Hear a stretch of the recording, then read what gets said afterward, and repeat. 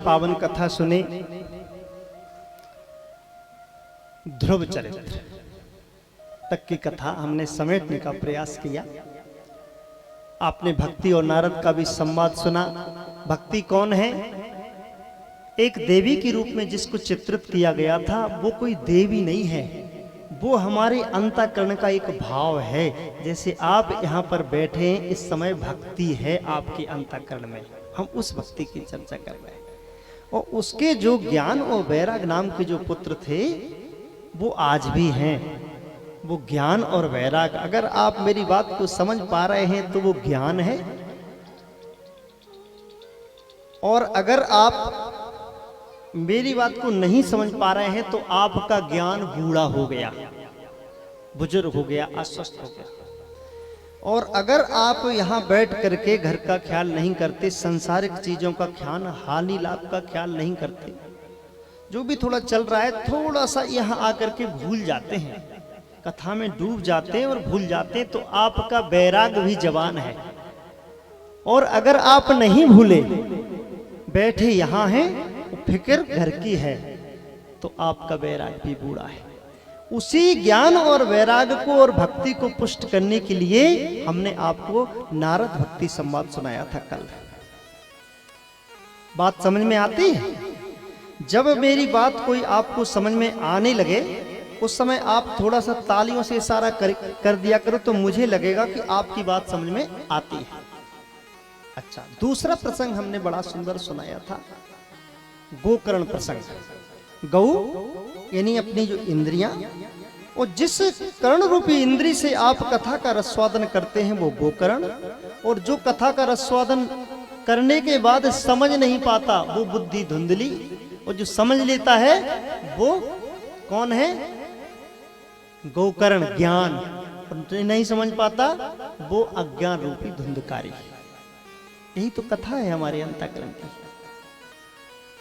भाई अज्ञान जब आ जाता है, जिसके अंतःकरण में धुंधकारी रूपी अज्ञान आ जाता है या धुंधकारी रूपी संतान आ जाती है, तो दसों इंद्रियों को वेश्या बना के शोषण ही तो करेगा।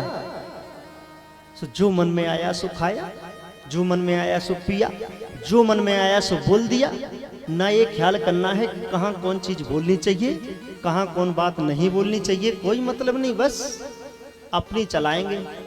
वही तो अज्ञान है। धुंधकारी कौन है? अज्ञान रूपी। और गोकर्ण कौन है? ज्ञान रूपी। जिसके अंतःकरण में ज्ञान है उसके यहाँ पैदा हो गया है गोकर्ण, और जिसके अंतःकरण में अज्ञान है उसके यहाँ पैदा हो गया है कौन? धुंधकारी, और उसकी पत्नी धुंधली। आप कौन है? आत्मदेव।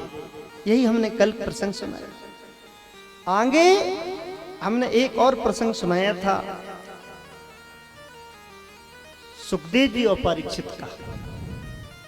किस प्रकार से परीक्षित जी को अहंकार हुआ और उन्होंने जरासंध का मुकुट धारण कर लिया, और अहंकार के कारण वो भूल गए कि मुझे किसी संत का अपमान नहीं करना चाहिए, और संत का अपमान कर दिया। संत के अपमान का परिणाम क्या हुआ कि परीक्षित महाराज को सब कुछ त्यागना पड़ा। गंगा के तट पर आकर के मुक्ति के लिए सुखदेव जी महाराज जी से प्रार्थना करनी पड़ी। ये आपने कल कथा सुनी। तब सुखदेव जी महाराज ने बहुत सुंदर बातें सुनाई, बहुत सुंदर एक से एक प्रसंग सुनाए जो कल आपने श्रवण किए। हमारी कल की जो कथा थी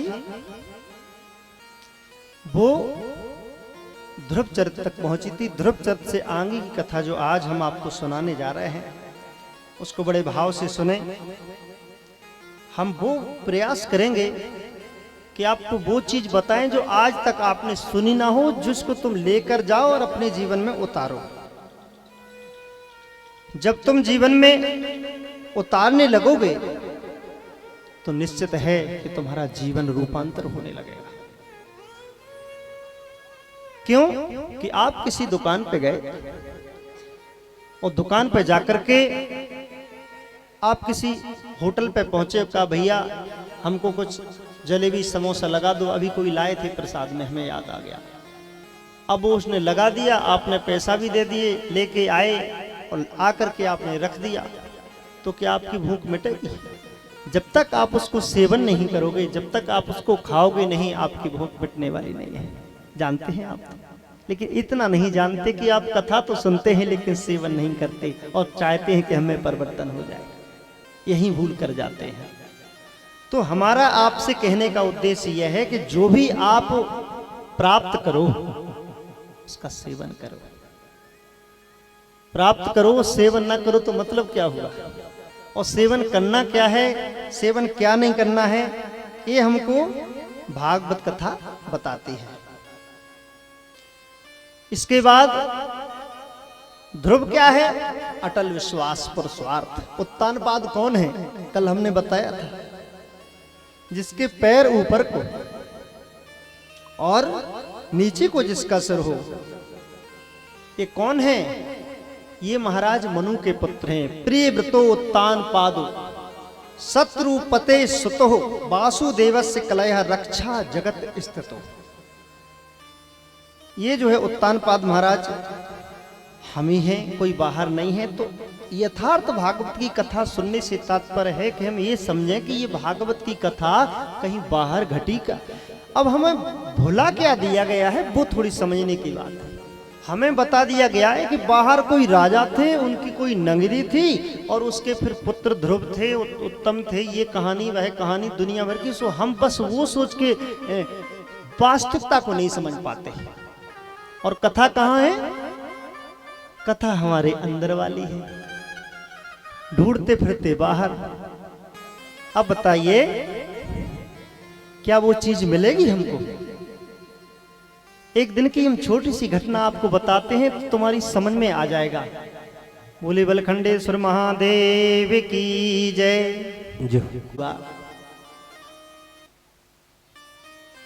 कि मैं रास्ते से गुजर रहा था, बिल्कुल सही बात है। तो एक कोई 60-65 साल की अम्मा अपने द्वार के दरवाजे पर कुछ ढूंढ रही थी। शाम का समय होने वाला था। मैंने कहा, माँ आप कुछ ढूंढ रही हैं? आपकी थोड़ी पुरानी आंखें हैं, दिखाई नहीं देगा, मुझे बताओ मैं आपकी सहायता करूं क्या? वो मैया बोली, बेटा तुझे नहीं मिलेगी। बोले क्या खोया? बोले मेरी सुई खो गई। सूज अपन बोलते हैं ना बुंदेली में, सूज। अरे मैया सूज तो बहुत छोटी होती है, वो तो तुमको कहाँ दिखने वाली है, मैं आपकी हेल्प कर देता हूँ। बोले बेटा वो थोड़ी मिलेगी। क्यों? बोले मैं जहां ढूंढ रही हूं वहां थोड़ी खोई है। अच्छा तो कहाँ खोई? अरे बोले वो मेरे अंदर के कमरे में दुगई में खो गई थी।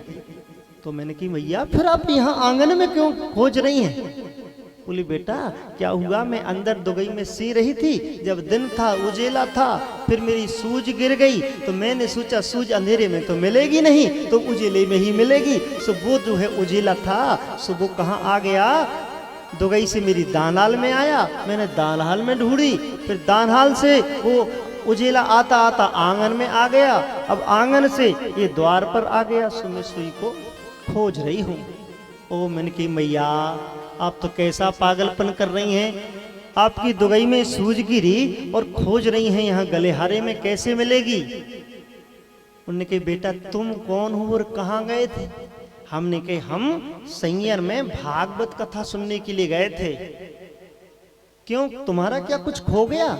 हाँ हमारा सत्य हमसे खो गया, हम सत्य से विमुख हो गए, हम अपने सत्य को ढूंढने के लिए भागवत कथा में गए हुए थे। तो मैया ने कहा अरे पागल बेटे, जब मेरी सूज दुगई में गिरी और गलिहारे में नहीं मिल सकती तो तेरा सत्य तो तेरे अंदर है, तू बाहर क्या खोज रहा है? और हम यही करते हैं कि हम अपने सत्य को अपने में कभी नहीं खोजते। कहाँ खोजते हैं? बाहर खोजते हैं। परिणाम क्या होता? वो मिलती नहीं है। आगे कथा में प्रवेश करेंगे। बहुत सुंदर पृथु का चरित्र आता है ध्रुव कथा के बाद। पृथु कौन है? एक बेन नाम के राजा हुए और वो दुराचारी हो गए थे, जैसे कि धुंधकारी। जब वो समाप्त हो गए, कोई संतान नहीं थी, तो ऋषियों ने उनकी भुजाओं को मथा, तो उनसे पृथु भगवान प्रकट हुए। एक कथा में आता है। बोले पृथु भगवान की जय जय। कस्माद्धारम गोरूपम धरत्री बहुरूपणी याद होत पृथुतस्ते को वत्सो दोहन जाक्य महा। सुखदेव जी ने पूछा, महाराज मैंने सुना है पृथ्वी ने पृथु ने पृथ्वी को दोहा था, क्या कैसे दोहा, क्या हुआ था? बोले एक बार क्या हुआ था, पृथ्वी मैया में जो कुछ बोते थे सो पैदा नहीं होता था। अच्छा ये बताओ, आज हम अगर पृथ्वी में गेहूं बोए और ना उगे तो क्या होगा? कोई भी फसल बोए, बीज बोए, ना उगे तो क्या होगा? एक समय ऐसा हुआ था। और एक अच्छी बात कहूं, आज भी हम वही करने जा रहे हैं। जब पृथ्वी में हम अधिक दवाएं, अधिक खाद डालेंगे तो पृथ्वी की गुणवत्ता, उर्वरता शक्ति नष्ट हो जाएगी। हमें आशंका है कि कहीं ऐसा समय ना आ जाए कि हम कुछ बोएं और उगे नहीं। इस कथा का सारांश ये है, समझाने के लिए है कि हम पृथ्वी को उर्वरक बनाएं, उसको खतीली बनाएं, उसमें गुणवत्ता डालें। गुणवत्ता वो कैसे हो सकती है? घूरे के खाद से, सुंदर सुंदर पेड़ पौधे लगाने से, जल प्रदूषण मिटाने से। अगर हम इस प्रकार की दवाओं को डालते जाएंगे तो वो दवाएं हमारे शरीर में जाएंगी, ध्यान रखना। अब आप कहेंगे महाराज अब कौन नींदेगा, कौन गोड़ेगा? आजकल की बहू में बिटियां तो ऐसी आ रही कि वो भीतर से बाहर नहीं कड़त, क्योंकि पिताजी सगाई करने के लिए जाते हैं तो कहते हैं बेटी को बाहर नहीं कढ़ने पर ऐसे घर में सगाई करो। अब बेटी बाहर नहीं कढ़ेगी, अंदर ही अंदर मोबाइल देखेगी, सो कहीं अटैक आएंगे, कहीं हार्ट अटैक आएंगे, कहीं नाना प्रकार की किडनी खराब होंगी, कहीं पुर्जे शरीर के अवयव खराब होंगे।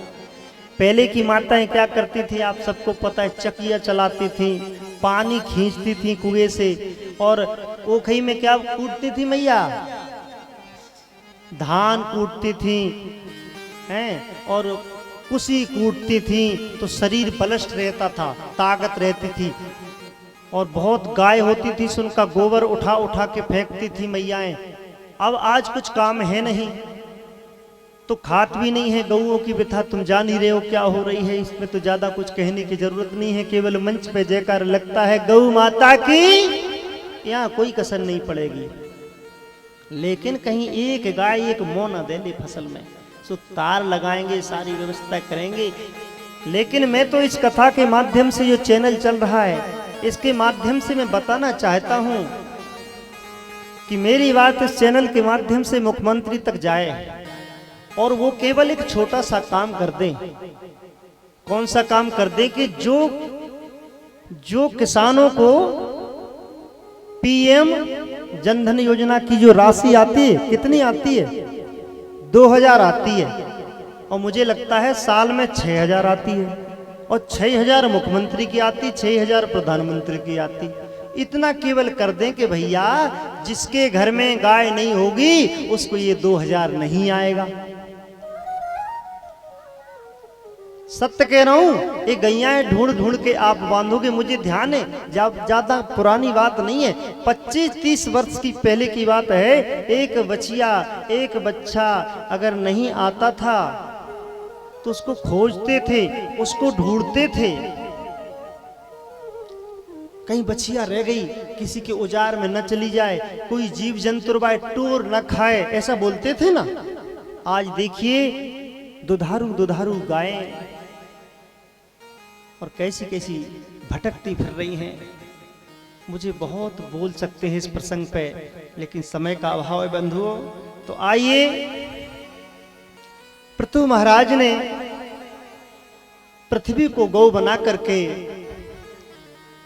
और किस प्रकार से उनका गोधन यानी दोहन किया। सा दिशो विदशो देवी रोदसी चरंतरम तयो धावन्ते तत्र तत्रेन्दर्शानुदायुधम्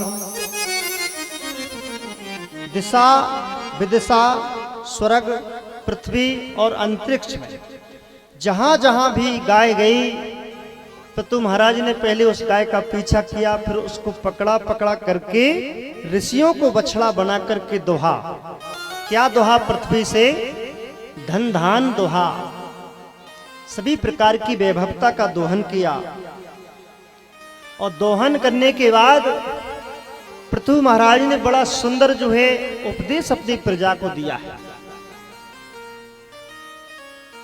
इतना सुंदर उपदेश प्रजा को दिया है। पृथु महाराज ने 100 यज्ञ किए और 100 यज्ञ करने के बाद एक दिन वो बैठे, सभी प्रकार की प्रजा उपस्थित थी।